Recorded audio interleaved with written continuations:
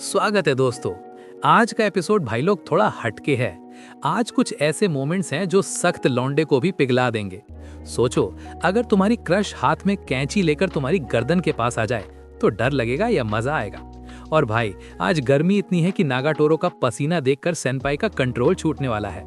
आज कहानी एक बुरे सपने से शुरू होकर एक रोमांटिक डेट तक जाएगी। तो तैयार हो जाओ, क्योंकि आज सेनपाई को अपनी मर्दानगी साबित करनी है। चलिए शुरू करते हैं। कहानी की शुरुआत होती है आर्ट रूम के अंदर, जहां नागाटोरो हमेशा की तरह सेनपाई को ग्रोस यानी घिनौना बोल रही है। लेकिन तभी वहां नागाटोरो की सहेलियां आ जाती हैं और सेनपाई को अपने साथ चलने के लिए कहती हैं। वो कहती हैं कि यहाँ इस लड़की से बेइज्जती कराने से तो अच्छा हमारे साथ चलो। और मजे की बात यह है कि सेनपाई तुरंत मान जाता है और उनके साथ चला जाता है। तभी अचानक नागाटोरो चीखते हुए नींद से जागती है। पता चलता है कि भाई ये तो बस एक डरावना सपना था। वो आर्ट रूम में सो गई थी। जैसे ही वो उठती है, उसे एहसास होता है कि उसके कंधों पर किसी ने कंबल उड़ा रखा है। ये और कोई नहीं, हमारा सेनपाई ही है, जिसने सोचा कि कहीं मैडम को ठंड न लग जाए। अभी भी उस बुरे सपने का असर नागाटोरो के चेहरे पर दिख रहा है। वो एकदम शांत और इमोशनल होकर सेनपाई को देखती है। उसका वो बुलिंग वाला रूप गायब है और वो धीरे से कहती है कि सेनपाई, आज तुम उतने घिनौने नहीं लग रहे। भाई, नागाटोरो की जुबान से तारीफ सुनना मतलब दिन बन जाना। सेनपाई भी हैरान है कि क्या ये मेरी तारीफ थी। सीन बदलता है और माहौल थोड़ा शरारती हो जाता है। नागाटोरो सेनपाई को घूर रही है और सेनपाई को लग रहा है कि अब ये फिर कुछ अजीब बोलेगी। नागाटोरो कहती है, सेनपाई, तुम गुदगुदी को लेकर काफी सेंसिटिव लगते हो। सेनपाई मना करता है तो नागाटोरो अपना लॉजिक देती है, क्योंकि तुम वर्जिन हो। मतलब कुछ भी। वो कहती है कि वर्जिन लड़कों को गुदगुदी ज्यादा होती है और वो अजीब आवाजें निकालते हैं। सेनपाई अपनी इज्जत बचाने के लिए कहता है कि ये बकवास है, मेरा रिएक्शन नॉर्मल होता है। बस फिर क्या था, नागाटोरो शुरू हो जाती है। वो सेनपाई को गुदगुदी करना शुरू करती है और बेचारा सेनपाई स्टॉप इट डोंट चिल्लाते हुए लोटपोट हो जाता है। उसकी हालत खराब हो जाती है। नागाटोरो मजे लेते हुए कहती है, देखा तुम कितने सेंसिटिव हो। अब सेनपाई पलटवार करने की कोशिश करता है और पूछता है, और तुम? नागाटोरो पूरे कॉन्फिडेंस में कहती है कि मुझे गुदगुदी नहीं होती, चाहो तो ट्राई कर लो। लेकिन साथ ही वो ताना मारती है, मुझे पता है तुम ऐसा नहीं कर पाओगे, क्योंकि एक लड़की को छूने की हिम्मत तुम में नहीं है। भाई साहब, ये सीधा सीधा चैलेंज था। सेनपाई भी जोश में आ जाता है और कहता है, ये सिर्फ गुदगुदी है, मैं कर सकता हूँ। अब सीन बहुत ही ज्यादा स्पाइसी हो जाता है। नागाटोरो अपनी शर्ट ऊपर उठाती है, उसका स्विमसूट दिखाई देता है और वो अपनी बाहें ऊपर करके सेनपाई को इनवाइट करती है कि आओ करो गुदगुदी। यहाँ माहौल एकदम गर्म है।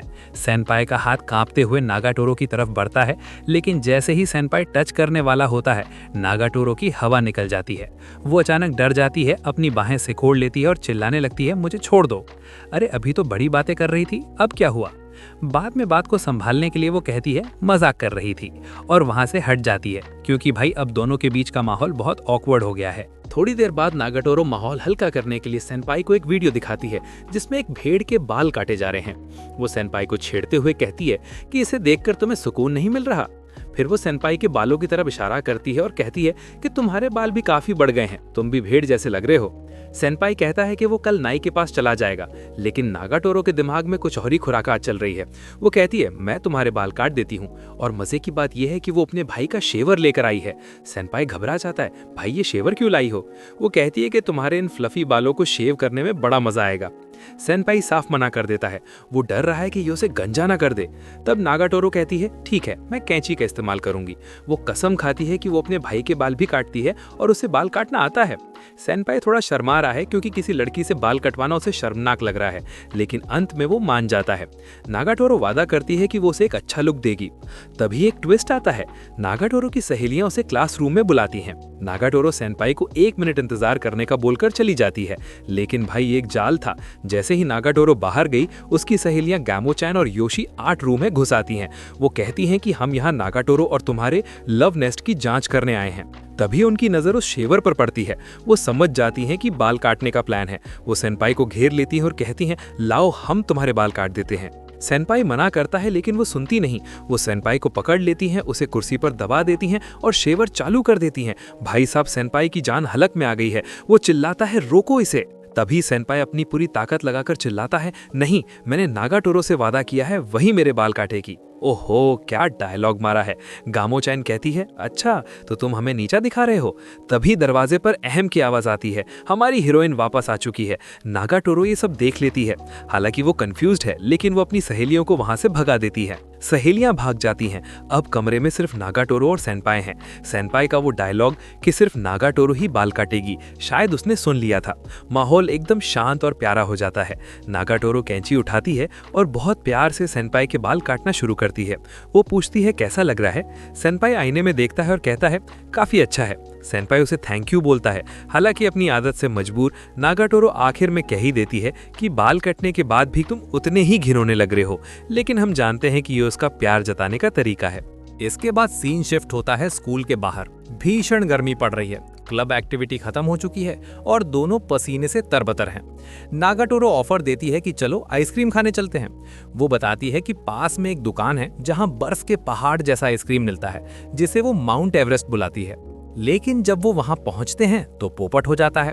उस दुकान पर टीवी वालों ने फीचर किया था, इसलिए वहां अब दुनिया भर की भीड़ लगी हुई है। सेनपाई कहता है कि छोड़ो, कन्वीनियंस स्टोर से नॉर्मल आइसक्रीम खा लेते हैं। लेकिन नागाटोरो जिद्दी है, उसे वही फ्लफी स्नो आइस चाहिए। वो कहती है कि लाइन में लगकर इंतजार करेंगे। अब यहाँ से शुरू होता है असली ड्रामा। धूप इतनी तेज है कि हालत खराब हो रही है, लाइन आगे बढ़ ही नहीं रही। और सबसे बड़ी दिक्कत यह है कि पसीने की वजह से नागाटोरो की शर्ट गीली होकर ट्रांसपेरेंट हो गई है। पीछे उसकी ब्रा का हुक साफ दिख रहा है। लाइन में खड़े कुछ लड़के उसे बुरी नजरों से घूर रहे हैं। सेनपाई ये नोटिस कर लेता है। यहाँ हमारा सेनपाई बनता है असली चैड। वो चुपचाप नागाटोरो के ठीक पीछे आकर खड़ा हो जाता है ताकि वो उन लड़कों का व्यू ब्लॉक कर सके और नागाटोरो को उनकी गंदी नजरों से बचा सके। भाई बिना कुछ कहे उसने अपनी जिम्मेदारी निभा दी।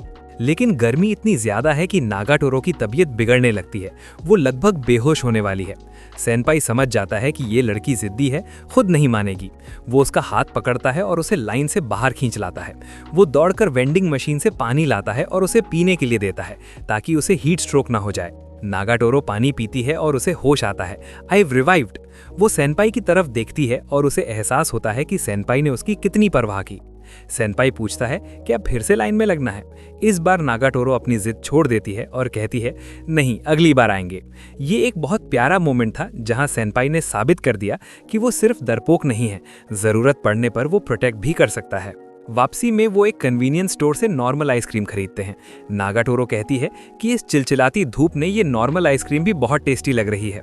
वो मजाक में सेनपाई को अपने हाथों से आइसक्रीम खिलाने की कोशिश करती है, आ करो, लेकिन सेनपाई शर्माकर मना कर देता है।